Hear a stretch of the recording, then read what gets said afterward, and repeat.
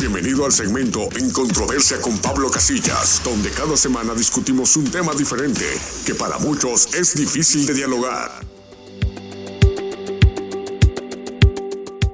Hoy les he preparado un tema de mucho interés. Como título le he puesto Los tres cielos. Y antes de desahogar este tema, pues les quiero leer Efesios 4:10. Así dice: Cristo subió por encima de todos los cielos para llenarlo todo. Esta frase, a donde dice Cristo subió encima de todos los cielos, significa que subió arriba del cielo visible, el aire y los cielos llenos de estrellas. Cristo ascendió arriba de todo esto y entró al tercer cielo por haber sido exaltado. Ahora, ¿en qué nos basamos para llegar a la conclusión de que hay tres cielos? Una de las referencias es 2 de Corintios capítulo 12, versículo 2. Así dice: conozco a un hombre en Cristo que hace 14 años fue arrebatado hasta el tercer cielo. Aquí el apóstol Pablo empieza a contar de su experiencia sobrenatural donde fue llevado al tercer cielo. En 2 de Corintios capítulo 12 y el versículo 4, el apóstol Pablo también describe al tercer cielo como el paraíso. Les voy a leer 2 de Corintios capítulo 12 del versículo 3 al 4. Así dice: y conozco al tal hombre que fue arrebatado al paraíso, donde oyó palabras inefables que no les es dado al hombre expresar. ¿Cuál fue la experiencia? ¿Qué fue lo que vio? ¿Qué fue lo que oyó? La Biblia no dice en detalle. Lo que sí dice es que oyó palabras inefables que no les es dado al hombre expresar. En el Antiguo Testamento, en Primera de Reyes, capítulo 8, versículo 27, se refiere al tercer cielo con estas palabras: los cielos de los cielos. Un lugar creado por Dios donde Él vive y donde los ángeles lo alaban. La mayoría de los comentaristas entienden que el primer cielo se refiere al cielo arriba de la tierra. El segundo cielo se refiere al ámbito del sol, luna y estrellas, también conocido como el espacio exterior. Y como ya vimos, el tercer cielo es ese lugar que el apóstol Pablo describe como el paraíso. El tercer cielo es el lugar donde vive Dios. Dios hizo su casa en el tercer cielo, según el libro de Amos, capítulo 9, versículo 6, de la traducción de la lengua actual. También encontramos que el Señor gobierna desde el tercer cielo, según Salmos, capítulo 11 y versículo 4, en la nueva traducción viviente. En Salmos 103, versículo 19, en la versión Palabra de Dios de todos, encontramos que el Señor ha colocado su trono en el tercer cielo. Cuando muramos, tendremos una casa en el tercer cielo, según 2 de Corintios capítulo 5 y el versículo 1 de la nueva traducción viviente. Nuestra ciudad está en el tercer cielo, según Hebreos capítulo 11 y versículo 10. Disfrutaremos de feliz comunión con Jesús en el tercer cielo, según Apocalipsis capítulo 2 y versículo 7. Tenemos una herencia en el tercer cielo, según 1 de Pedro 1:4. Así dice: tenemos una herencia que no tiene precio, una herencia que está reservada en el tercer cielo.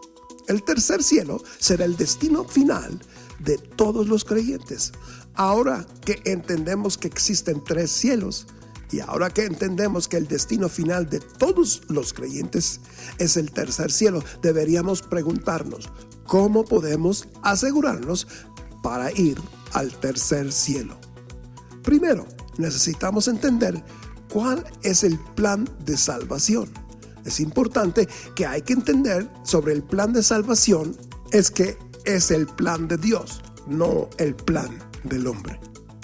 En el plan de salvación de Dios, primero debemos entender ¿Por qué necesitamos ser salvos? En pocas palabras, necesitamos ser salvos porque hemos pecado. La Biblia declara que todos han pecado en Romanos 3:23. Así dice: por cuanto todos pecaron y están destituidos de la gloria de Dios. El pecado es rebelión contra Dios. Todos elegimos decididamente hacer cosas que están mal. El pecado daña a otros, nos daña a nosotros. Y lo más importante, deshonra y ofende a Dios. La Biblia también enseña que debido a que Dios es santo y justo, no puede permitir que el pecado quede impune. El castigo por el pecado es la muerte, según Romanos 6:23. Así dice: porque la paga del pecado es muerte. Sin el plan de salvación de Dios, la muerte eterna es el destino de todo ser humano. En el plan de salvación de Dios, Dios mismo es el único que puede proveer para nuestra salvación. Somos totalmente incapaces de salvarnos a nosotros mismos debido a nuestro pecado y sus consecuencias. Dios se hizo un ser humano en la persona de Jesucristo. Jesús vivió una vida sin pecado y se ofreció a sí mismo como un sacrificio perfecto por nosotros. Ya que Jesús es Dios, su muerte fue de valor infinito y eterno. La muerte de Jesucristo en la cruz pagó completamente por los pecados del mundo entero. Su resurrección de entre los muertos demostró que su sacrificio era verdad suficiente y que la salvación está ahora disponible. Ahora, debemos preguntarnos: ¿cómo me apropio de la salvación que Dios provió para la humanidad? En Hechos capítulo 16, el versículo 31, un hombre le preguntó al apóstol Pablo cómo ser salvo. La respuesta de Pablo fue: cree en el Señor Jesucristo y serás salvo. La manera de seguir el plan de salvación de Dios es creer. Ese es el único requisito. Escuche Juan 3:16. Porque de tal manera amó Dios al mundo, que ha dado a su Hijo unigénito, para todo aquel que en él cree no se pierda, mas tenga vida eterna. Dios ha provisto para nuestra salvación por medio de Jesucristo. Todo lo que debemos hacer es recibirla por fe, confiando plenamente solo en Jesús como Salvador. Por eso Jesús dijo en Juan 14:6: yo soy el camino y la verdad y la vida, y nadie viene al Padre sino por mí. Ese es el plan de salvación de Dios. Ahora yo te pregunto, ¿lo recibirás?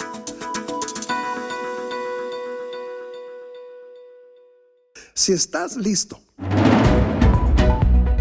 para seguir el plan de salvación de Dios, pon tu fe en Jesús como tu Salvador. Cambia tu mentalidad de abrazar el pecado y rechazar a Dios por la de rechazar el pecado y abrazar a Dios a través de Jesucristo. Confía plenamente en el sacrificio de Jesús como el pago perfecto y completo por tus pecados. Si haces esto, la palabra de Dios promete que serás salvo. Tus pecados serán perdonados y, como descubrimos al principio de esta plática, podrás pasar la eternidad con Jesús en el cielo, que es el tercer cielo. No hay decisión más importante. Pon tu fe en Jesucristo como tu Salvador hoy. Termino con una promesa de salvación según la palabra de Dios. Esta es la promesa según la traducción de la lengua actual, Romanos 10:9. Así dice: pues si ustedes reconocen y confiesan con su propia boca que Jesús es el Señor, y si creen de corazón que Dios lo resucitó, entonces se librarán del castigo que merecen. Te invito a que reconozcas y confieses con tu boca que Jesús es el Señor. Ahora que reconociste y confesaste con tu boca que Jesús es el Señor, ¿qué es lo que sigue? Número 1, cómprate una Biblia. Número 2, empieza a leer el Evangelio de San Juan. Número 3, disciplínate en la oración. Cuando ores, ora al Padre en el nombre de Jesús. Y 4, escríbeme a pablocasillas@aol.com y yo te ayudo a encontrar una iglesia donde puedes congregarte para que sigas aprendiendo a servir a Dios por el resto de tu vida. Hasta la próxima. Que Dios los bendiga.